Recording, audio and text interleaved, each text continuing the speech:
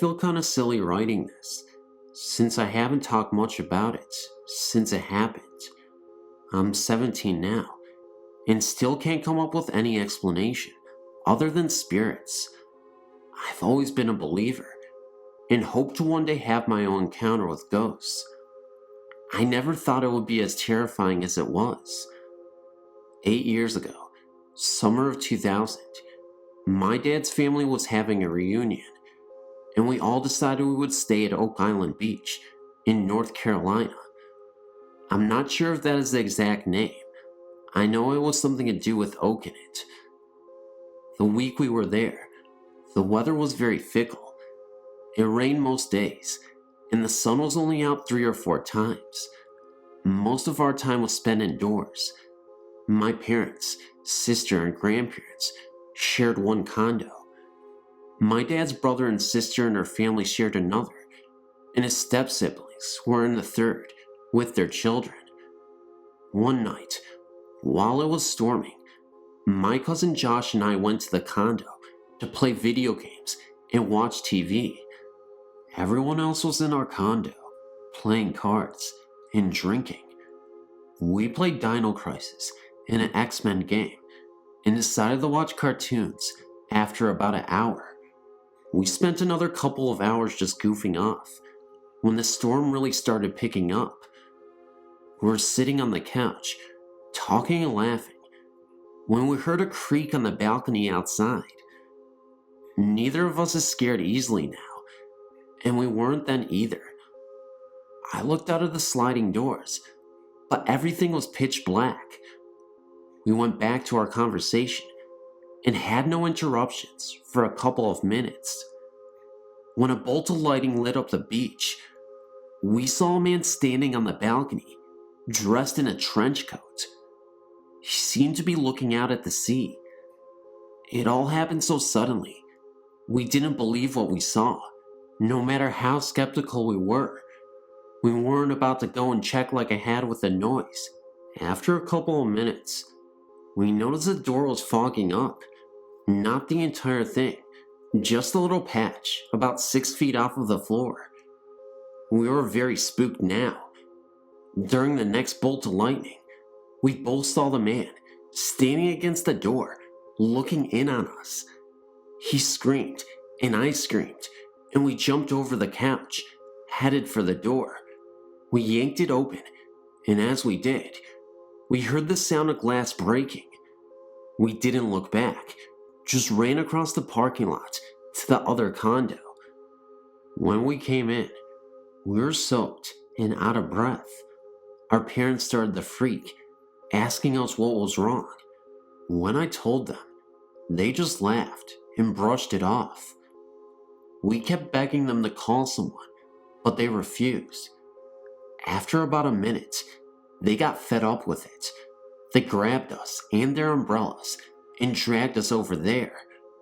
When we went in, the place was just as we left it. The door was intact, and no one was on the balcony, not even a footprint. I know I didn't imagine it. I believe that the spirit was drawn to me for some reason. My cousin has had no other experiences that he has told me about, and I've had quite a few, but none as intense as the first. Anyone that has had a similar experience, know that you're not alone. Finding the site has opened my eyes to the world of ghosts and those that have been affected by them. Thanks.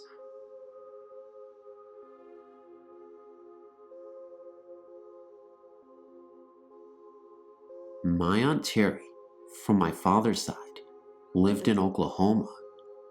When I was about 16, she came here to Memphis, and she told me about a house that she lived in. She said that when her husbands and kids moved in, there was a barn out back, and she said when she walked in there was an upside-down pentacle on the barn floor. After she saw that, she never went back out there.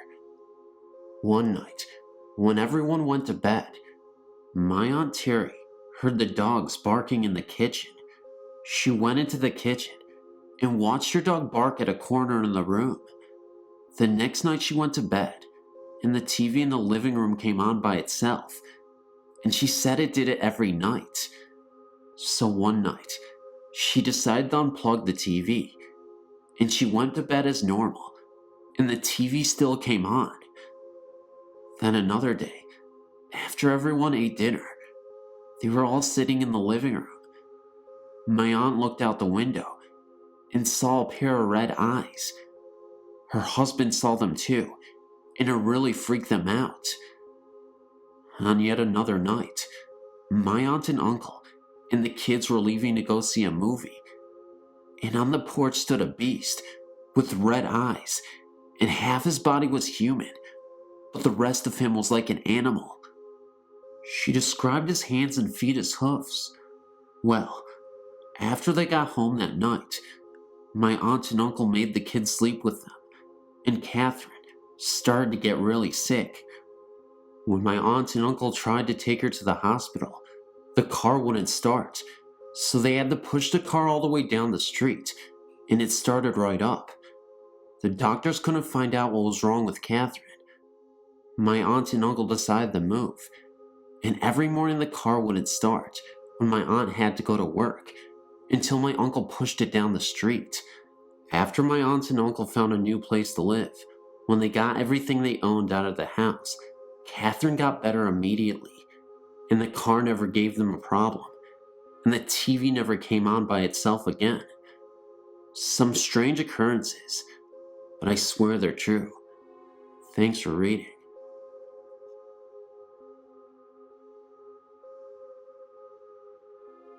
The Hampton Inn on Warner Road, off Route 279, has a haunted room, which is number 417.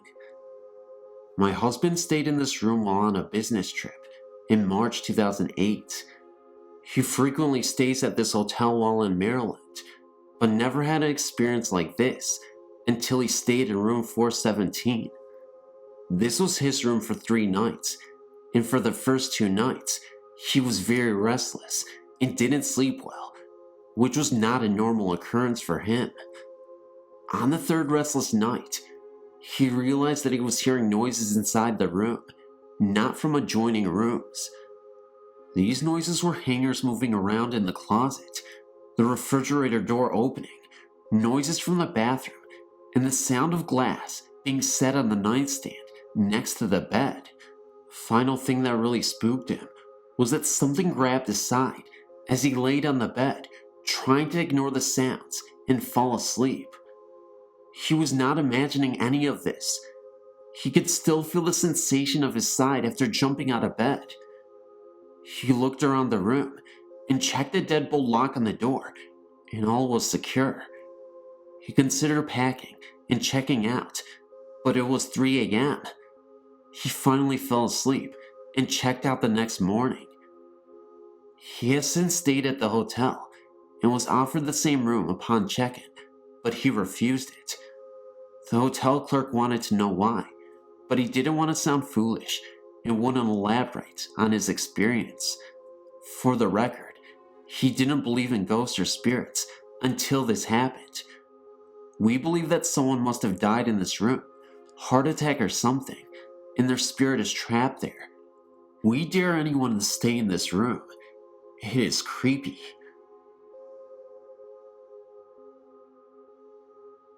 Last year, I was living in an apartment on the far northwest side of town in Chicago, Illinois, and had one experience in an apartment that for the most part was pretty quiet, but for this experience. I lived in a frighteningly active apartment on the northeast side before this occurrence, so this didn't really totally freak me out, but I was sitting in my living room on the couch reading. The sun was reflecting through the blinds, which I halfway closed, and the TV, which was directly in front of me and perhaps 8 to 10 feet away, was off. I sat reading for quite some time, and at one point looked up and into my reflection on the TV screen. Sitting a few inches from me was a woman with a pageboy hairdo, perhaps in her early 40s, with glasses on. I could see her curves as she sat, so there was no mistake that she was a woman. I turned instantly to my left side, irrationally expecting to see someone sitting next to me in my lockdown apartment where I knew no one but myself had been the entire day. No one was there, of course. I looked back into the TV reflection again, and she was no longer there. May I point out that there was absolutely nothing in that apartment that could have made such a reflection. I was on the second story, so there was nothing inside that could have reflected that way. No nearby trees, etc. It was a bona fide experience. There was this one terrifying experience, though, that has haunted me ever since while being in that apartment. I was sitting in the bathroom, doing my business, as usual. I left the door open because I felt very uncomfortable with the door closed. I don't know why, it just gave me that feeling. I saw that same lady, early 40s style, with the pageboy hairdo, right outside the door. It was like she was fixated on me, and she appeared momentarily, just staring at me. Although the bathroom light was obviously on, the hallway outside the door was pretty dim, so you could just barely make out the outline of her face and her body. There were some slight changes with her this time. The only difference being this time was that she looked like she was in some kind of nun outfit. It was really creepy. This was the moment where I was terrified. I didn't know what to think. She kind of looked like Mother Teresa in a way. It also looked like she was trying to open her mouth, but somehow couldn't. Like she was unable to speak or something. Maybe she was in danger. Just like that, she disappeared. And later on in that day, I also saw an orb float around. It was pretty eerie. For the record, this was a highly Polish neighborhood, and had been for years, so I have a feeling it was some old Polish lady that couldn't leave her building. I lived there for a year, and am now gone. I also have a theory that because she is Polish, that she was wearing the nun attire due to her religion. You see, Polish people are Roman Catholics usually, so it all made sense to me at the time when I thought about it. Thanks for reading.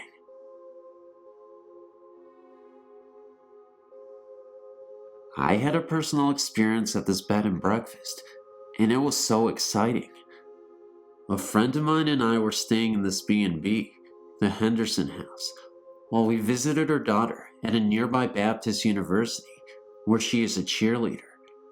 We stayed in the downstairs guest bedroom by the dining room. When we arrived, they were setting up for a big sit-down dinner and reception with round tables covered in white tablecloths.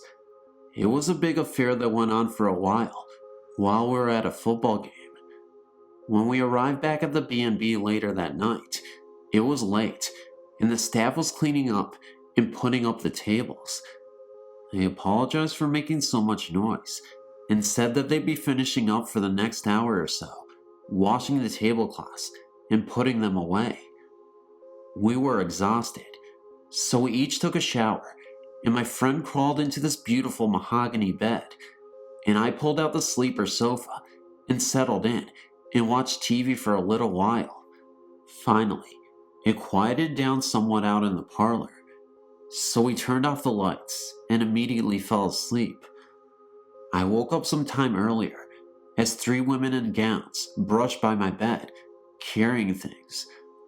We had gotten quite friendly with the innkeeper and her staff earlier, so I really didn't think that much about it, and wondered why they had put things away in our room before morning.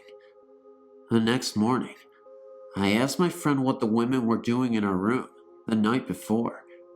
She said, "What women? No one came in here," and she motioned towards the door where the deadbolt was still locked. She went out to the dining room for breakfast a little before I did, and as I was walking out into the hall, she walked up to me and said, "Come here, the owner has something to tell you." When I walked into the kitchen, the owner looked up and said, "So, you saw them, huh?" I told her I saw 3 women in gowns, and she said, "They are dressed in wedding and bridesmaid dresses. She then walked into the parlor and opened the big old photo album and turned to the page that showed a wedding party lined up on the staircase. It was them. They are seen from time to time, getting ready for a ceremony, and the bedroom where we stayed at was once a porch that leads around to the front of the house. Because it is a Baptist college, they don't promote these ghost stories, as the college frowns on it. But she said many people see them. There is also a ghost of a captain, Army or Sea, I didn't quite get, but he haunts an upstairs room with a big bay window and is seen often too. It was not a frightening thing. I loved it, in fact, and hoped to go back again. They were not see-through people, and had I reached out, I could have touched their dresses. Maybe.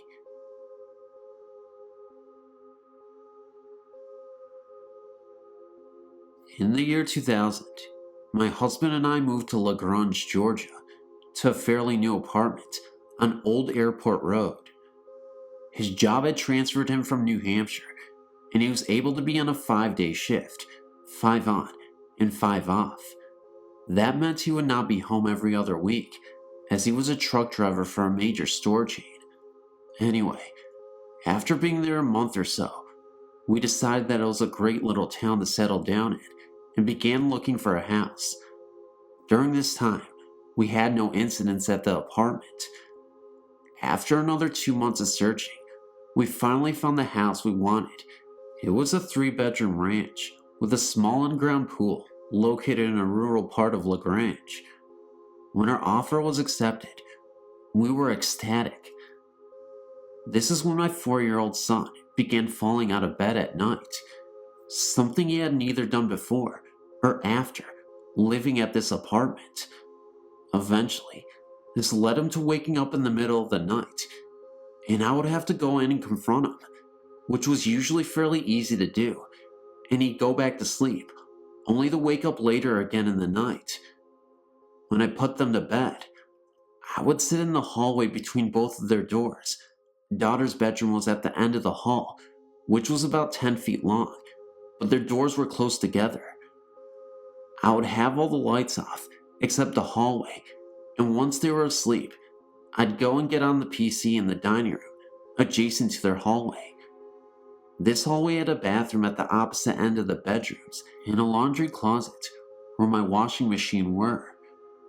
One night, my son insisted I lay with him in bed, so I laid down behind him, closest to his closet, with him closest to the door. My eyes were closed, and we were both resting quietly, when suddenly, he half sat up in bed and said, "Who is that?" Naturally, I asked, "What do you mean?" He said a woman in a long skirt just walked by his bedroom door and headed to his sister's room. Of course, this is the week my husband's gone, so I'm alone in the apartment, thinking someone must have broken into our second-floor apartment. So I got up and looked. My daughter, who is 9 years old, thankfully was sound asleep, so I checked her room, closet, and under her bed to make sure no one was in there. I questioned my son again, and he said no one passed back by his door, and there's no exit from my daughter's room, just right by my son's room. I brought both kids to sleep in my bed on the other side of the apartment that night. Another night, I sat in the hall again until they were both asleep. Now keep in mind, all the lights are off except the hall, which includes their big walk-in closets. No lights on. When they were both sleeping, I got up and used their bathroom at the end of their hall. While in there, I heard what sounded like a toy hitting the wall of my son's closet, which shared a wall with the bathroom. Thinking that he woke up and started playing, which was not like him at all, by the way, I went to his room to find him sleeping cozily, but the closet door halfway open, and the light inside open. Okay, so now I'm freaked out, because I know that the door was closed, and the light was off, and yes, his bed's right next to that closet, so yeah, I took them into my room again. Again, On another night, my son wakes up again, but this time my husband's home, and we're all asleep in our own beds.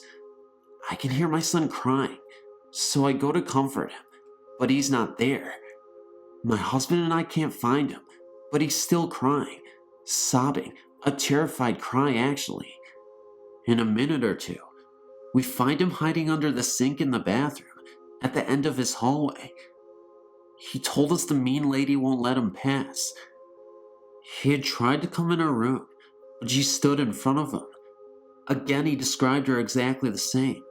Long skirt, hair up behind her head, and she makes faces at him. Now I know for a fact I'm dealing with a ghostie here, but husband thinks I'm just going nuts and putting stories in the kid's head. My daughter, meanwhile, never notices any of this and is not disturbed.